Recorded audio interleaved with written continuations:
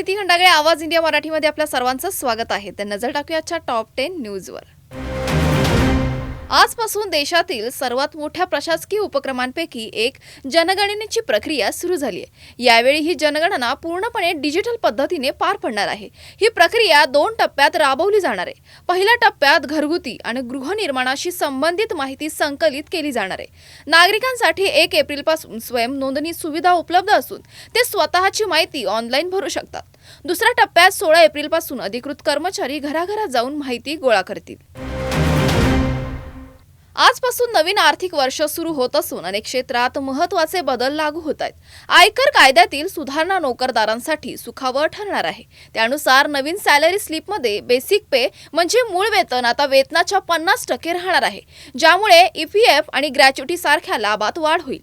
त्याचबरोबर मुंबईत विजेचा पुरवठा करणाऱ्या कंपन्यांच्या दरात कपात होणार आहे, तर रेडी रेकनरच्या दरात कोणतीही वाढ होणार नाही. आर्थिक वर्षाच्या शेवटी मंत्रालयात लगीनघाईसारखी तयारी दिसून आली. 4 दिवसात 951 शासन निर्णय जारी झाले. त्यात मंगळवारी 267 GRही निर्गमित करण्यात आलेत.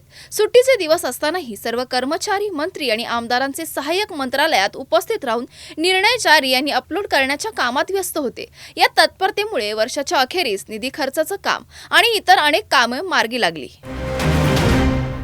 मुंबईतील कांदिवली पूर्व येथील समर्थ नगरमधील UK बिल्डिंगच्या 11व्या मजल्यावर आज अचानक आग लागली. अग्निशामक दलाने काही तासात आगीवर पूर्ण नियंत्रण मिळवलं. सुदैवाने या आगीमुळे कोणतीही जीवितहानी झाली नाही.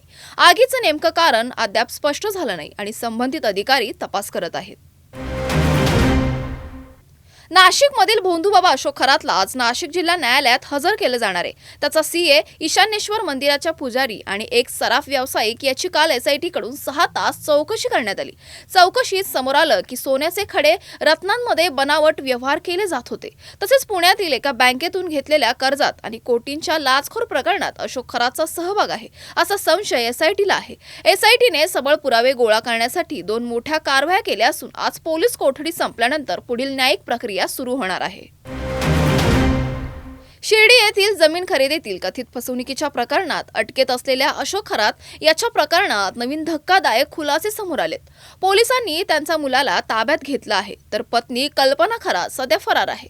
पोलिसांनी कल्पना खरातलाही लवकरच अटक करण्याची तयारी सुरू केली असून तिचा शोध सुरू आहे. या प्रकरणात केवळ खरात कुटुंबच नव्हे तर काही डॉक्टर्स, सोनोग्राफी सेंटर आणि मेडिकल स्टोअर्स यांचाही समावेश SITच्या चौकशीत झालाय. शिर्डी येथील जमीन खरेदीतील कथित गैरव्यवहार प्रकरणी अशोक खरात, कल्पना खरात आणि 3 इतरांविरुद्ध फसवणूक आणि सावकारी अधिनियमाअंतर्गत गुन्हा नोंदवण्यात आला आहे. इराण आणि अमेरिका दोन्ही देशांकडून युद्ध थांबवण्याचे संकेत मिळत असतानाच इराणने अमेरिकेतील कंपन्यांना, विशेषतः गुगल सारख्या टेक कंपन्यांना टार्गेट करून हल्ल्याची धमकी दिली आहे. इराणकडून रात्री 8 वाजल्यापासून हल्ला सुरू होण्याची चेतावणी देण्यात आली आहे. त्यावर अमेरिकेच्या 21 युद्धनौकांनी इराणला घेरलंय. अमेरिकेने ही इराणच्या ऊर्जा प्रकल्पांवर हल्ल्याची धमकी दिली आहे. व्हाईट हाऊसच्या अधिकाऱ्याने सांगितलं की अमेरिकेचे सैन्य इराणच्या कोणत्याही हल्ल्याला थोपवण्यासाठी पूर्णपणे तयार आहे.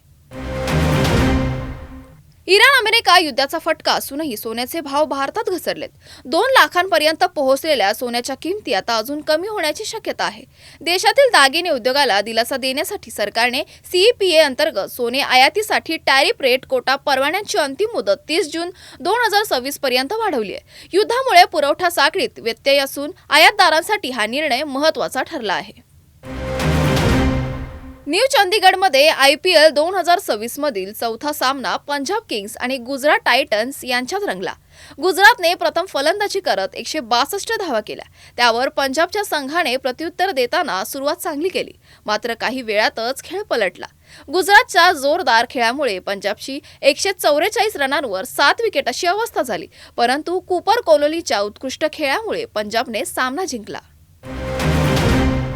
आदित्य धर दिग्दर्शित धुरंधर 2 बॉक्स ऑफिसवर रेकॉर्ड ब्रेक कमाई करतोय.